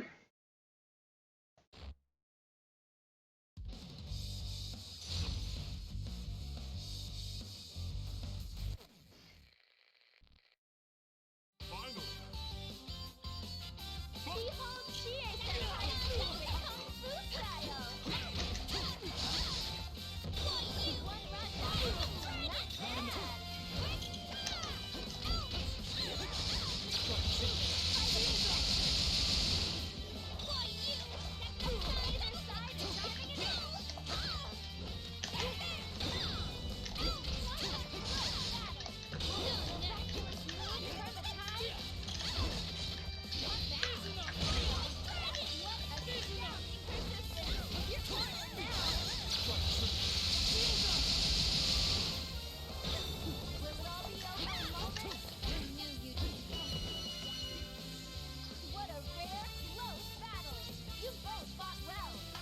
Yeah, I'm no good with you. I'm not. I'm better with Chie. Chie is my main.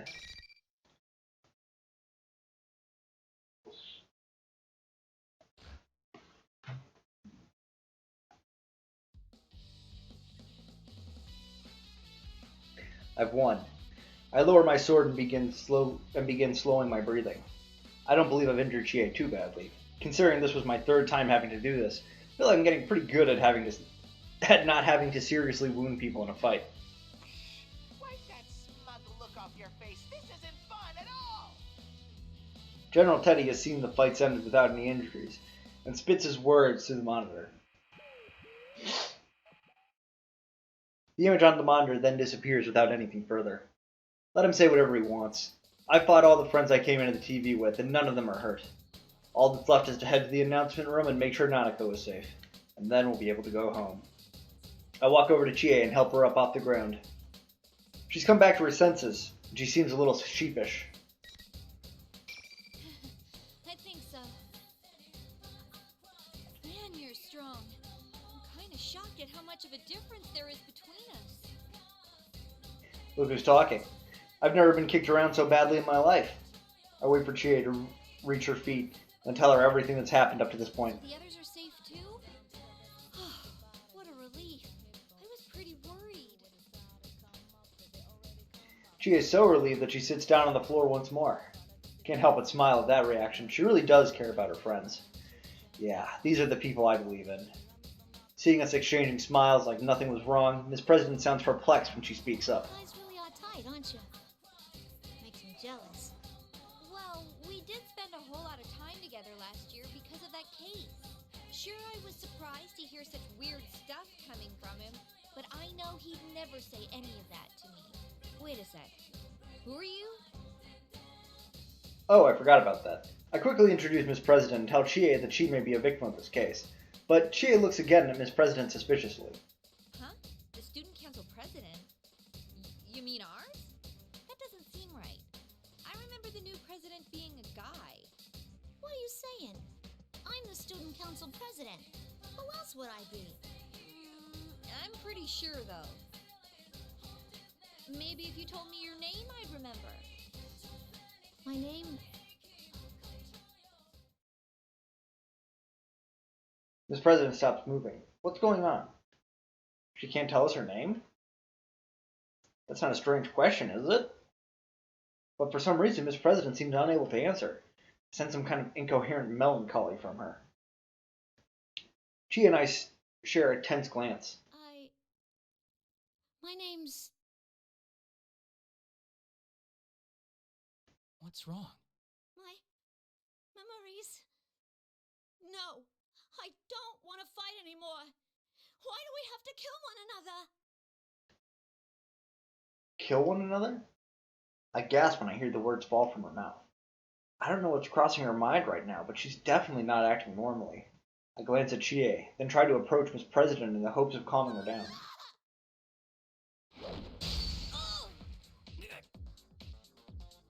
Without warning, Miss President begins flailing her arms, as if trying to ward off demons that only she can see. Chie reaches out and touches her in concern. Miss President's arm catches Chie and easily knocks her aside. What power! I barely manage to catch Chie before she slams into the concrete wall. Still, the sudden breakdown. What in the world has happened to Miss President? Once I've helped Chie back to her feet, we carefully approach her from both sides. This will be a little rough, but it can't be helped. We can't ask her anything while she's like this. But at that moment... What? No way. Before I know it, Miss President's flying through the air. She was jumping. For a moment, I can't comprehend what I'm seeing. This is no ordinary leap. She was at a standstill. Now her entire body is suddenly up higher than my head. Her jumping ability is unbelievable. She and I look up in astonishment as Miss President kicks off the ceiling to change directions and lands at a full run. Wow. Who is that girl? Did I say something to offend her? She did mention something about her memories. Come to think of it, her memories did seem a little muddled. Maybe she was on the verge of getting them back. What kind of memory would make her go nuts and run away like that? I can't answer Chie at all. What if you had to kill each other? I hear Miss President's sad voice in my head. She apparently wasn't expecting me to answer her, and she continues. Here. Make sure you rescue her, okay? Her voice is strong and confident. To drive the point home, she pokes my chest with her finger as if ordering me. Even though she might be in danger herself, she's still worrying about others. All my friends are like that. That makes me really happy right now. I ask Chie if she'll be alright on her own. She fires back, let me worry about that. I nod to her and begin running after Miss President once more. I will save her, no matter what.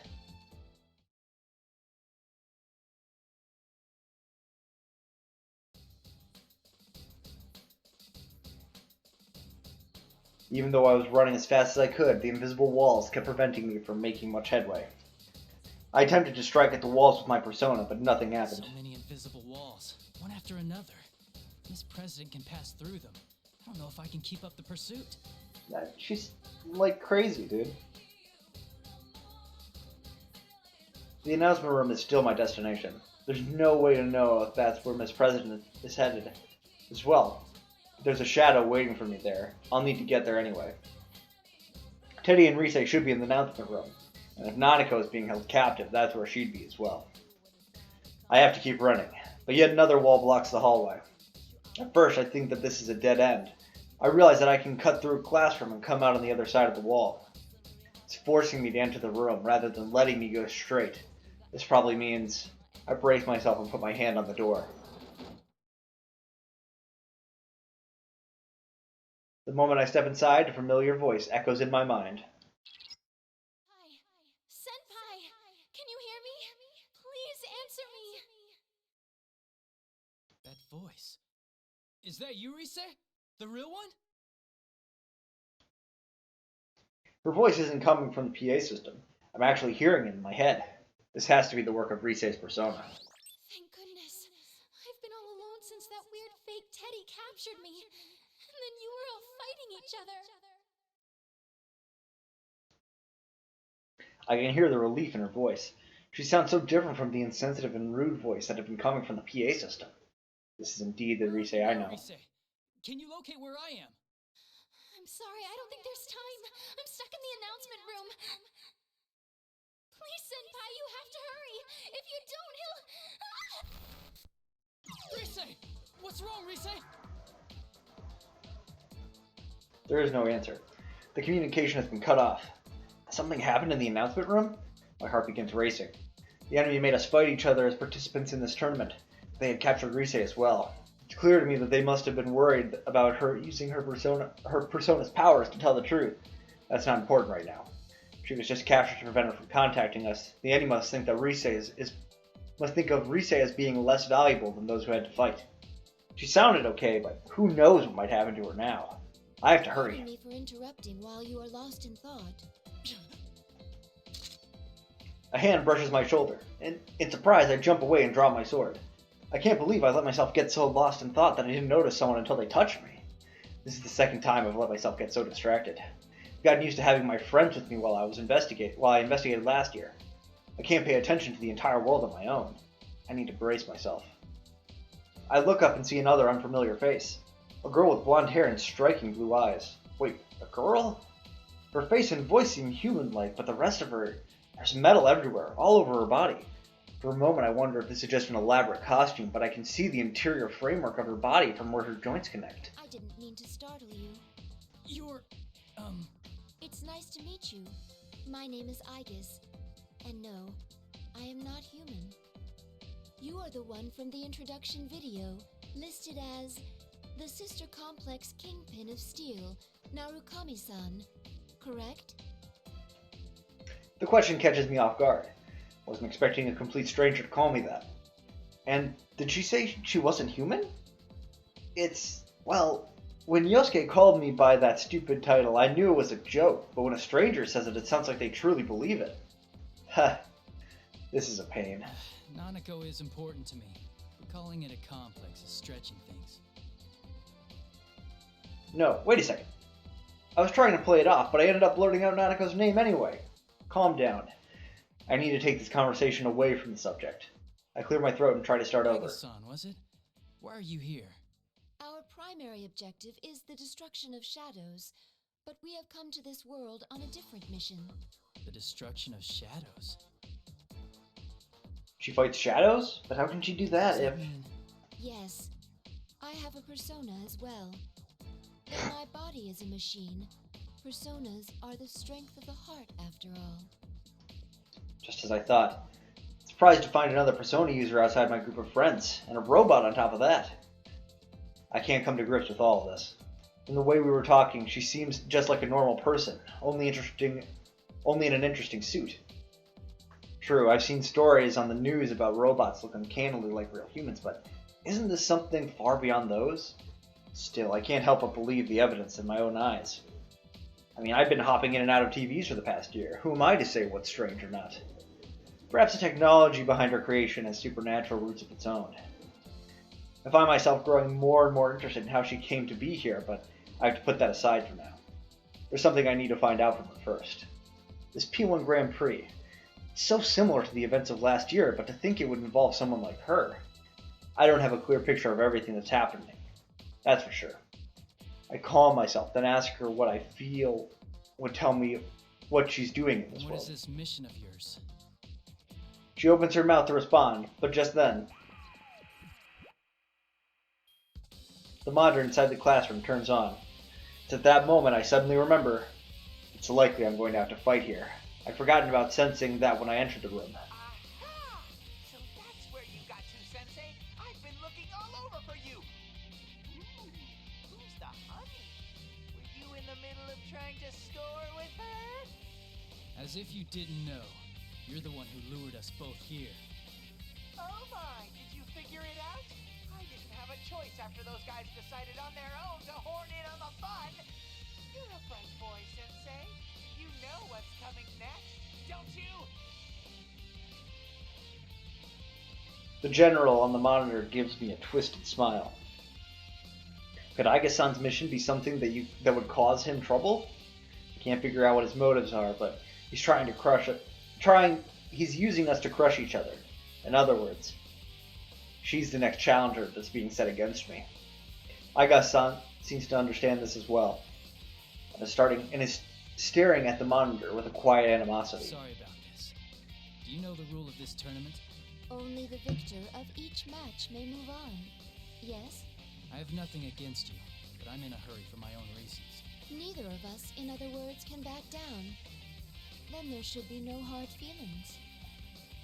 Aiga-san is refreshingly straightforward about this. She immediately takes a fighting stance. A bitter thought comes to me. It's tough being forced to fight my friends, but for some reason having to hurt someone that I don't even know is tougher. Another thought comes on the heels of that one. I don't know this girl. Perhaps her appearance here means that there are urgent problems that ordinary student like me can't fathom. What gives me the right to stop her from her mission? Shouldn't I know what's at stake before I take that from her? Thankfully, it seems that she hasn't gone mad like my other friends. Perhaps the enemy doesn't care about clouding the minds of people who don't know each other. If we're still capable of understanding each other, then we should talk this over before we do anything. That will not do. We will speak more of this after one of us wins. Aiga-san says this so quickly as if she's reading my mind. For a moment I'm struck by how she could have known what I was thinking, but I realize she's right. What good would that do for us to talk things over? True, the loser can't leave this room, but until we have a battle, neither one of us is going anywhere. It doesn't really matter if we come to an understanding or not. Until we have our fight, none of our goals are going to be accomplished. If that's the case, then it's better if we don't hear each other's problems before we fight. That could be why Aiga-san hasn't told me anything. This must be her version of kindness. I silently ready my sword. Aiga-san appears to smile slightly when I do. Right. I'm not going to give up what I'm fighting for either. I need Nanako and my friends to be safe. And I have to make sure that Miss President is okay. I will use everything I can to protect them. To thank her for the consideration, I make it a point to announce that I'm ready to start the fight. Here goes. There's no need to hold back. Indeed. Let us do battle. Plus book one. Yay. Take one. I'll probably stop after this fight.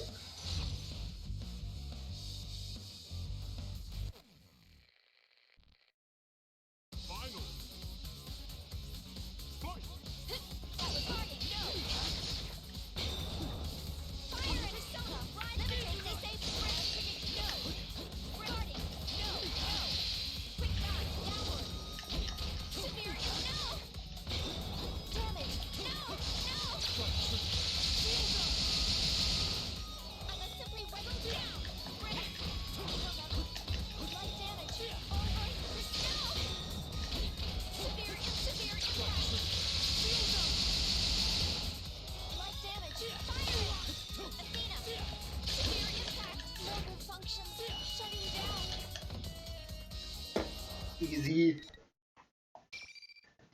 Alright. That'll be it for today. I might, we'll stop there for today. I hope you guys are enjoying it. I'm going to, let's see, I think I might be able to finish up the rest of U's next time I play. It's long, but it's not that long. And after this, we can move things along a little bit because, you know, it's the same kind of general idea every story mode. It's just like little bits here and there, and most of the other characters don't have that much insight. So, you know. Anyway, I'll catch you guys next time. I'm going to be back on Tuesday. I'm going to be playing Wild Arms again. This will probably be on Saturday or Friday. All right. Catch you guys next time. Bye.